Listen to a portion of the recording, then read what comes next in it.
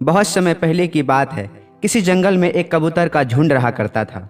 वह जंगल इसलिए भी मशहूर था कि वहाँ बहुत सारे कबूतर रहा करते थे। कुछ समय बाद वहाँ एक शिकारी आया और शिकारी ने कबूतरों को पकड़ना शुरू किया।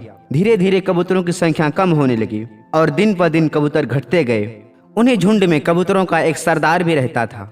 यह सब होता देख उन्हें बड़ी चिंता होने लगी। उन्होंने सोचा, अगर इसी तरह चलता रहा तो वो दिन दूर नहीं जब इस जंगल से हम कबूतरों का नामो निशान मिट जाएगा। तभी उस जंगल के रास्ते से भगवान बुद्ध गुजर रहे थे। कबूतरों का सरदार भगवान बुद्ध के पास जाकर उन्हें सारी समस्या बताई। भगवान बुद्ध ने कहा, मैं जो बोल रहा हूँ यह बात अपने सारे साथियों को बता देना। अगर वो इन बातों पर अमल करते हैं तो उनकी समस्या टल सकती है। यह समझाते हुए बुद्ध बोले, शिकारी आएगा, जाल बिछाएगा, दाना डालेगा, फंसना मत।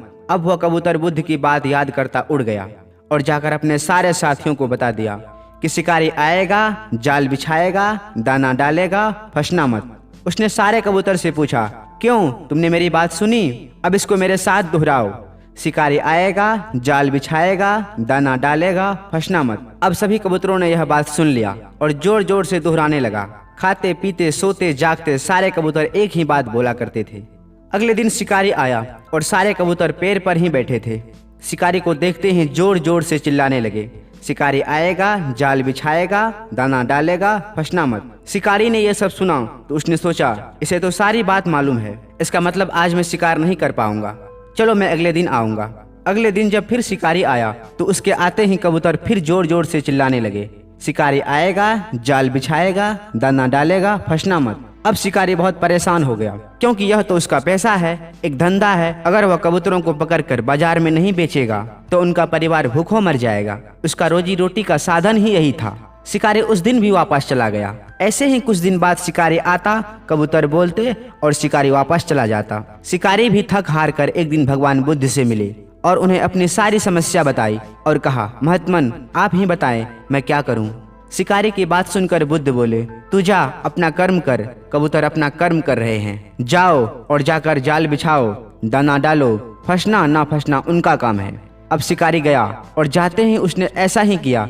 कबूतर जोर जोर से चिल्लाने लगे, शिकारी आएगा, जाल बिछाएगा, दाना डालेगा, फंसना मत। वह चिल्लाते चिल्लाते जाकर जाल पर बैठ गए और दाना खाने लगे और शिकारी ने जाकर सारे कबूतरों को पकड़ लिया। लेकिन वह अंदर से घबराया हुआ था कि अरे यह कैसे हो गया, क्या भगवान बुद्ध ने कोई जादू कर दिया? सभी के सभी कबूतर मेरे पास कैसे आ गए? सबको ये बात पता थी फिर भी मेरे पास आ गए।